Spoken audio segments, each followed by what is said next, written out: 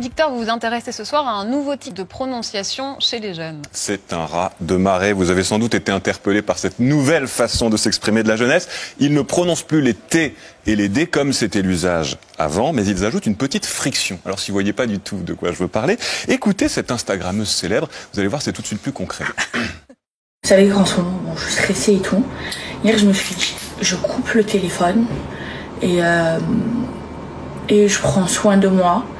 Et qu'est-ce que ça m'a fait du bien. Aujourd'hui, je me sens mieux, genre. Alors, on appelle ça des affrications. Aujourd'hui, on ne dit plus dire, mais dire. On ne dit plus cantine, mais cantine. Alors, ce processus de modification de l'articulation a intéressé notamment le journal Libération qui a publié un article pour essayer de comprendre ce phénomène. Il n'en fallait pas moins pour que Éric Zemmour réagisse. Pour lui, c'est la preuve que notre langue est en danger et que le grand remplacement serait en cours. En réalité, il confond deux termes, l'africation et l'africanisation, ce qui n'a rien à voir. Alors j'ai posé la question à une linguiste, Maria Candéa, co-autrice d'un ouvrage collectif. Le français va très bien, merci.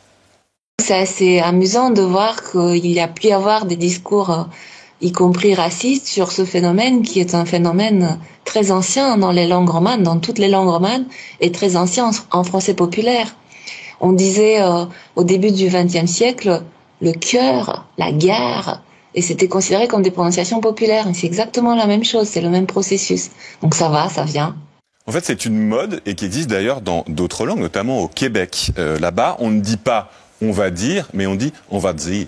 En fait, on rajoute un S entre le D et le I. On va dire. Ça marche aussi avec le tu, avec tu. Et ce qui est fascinant avec le Québec, c'est que ça marche pour tout le Québec. Et il n'y a pas de notion ni de classe sociale, ni d'endroit géographique. C'est une forme d'altération de l'oralité qui perdure en réalité. En ce qui concerne la France, les chercheurs étudient ce phénomène depuis plus de 30 ans, ce qui veut dire que c'est pas nouveau. Et à ce stade, ils ont deux hypothèses. Soit ça va perdurer et ça va continuer de se répandre et ça va modifier l'oralité de notre langue, soit ça finira par disparaître comme c'est venu. Mais ce qui interloque le linguiste, c'est autre chose. Il note que ce processus touche déjà plus que les jeunes, mais toutes les couches de la population, à des degrés divers, certes, et sans qu'on s'en rende compte.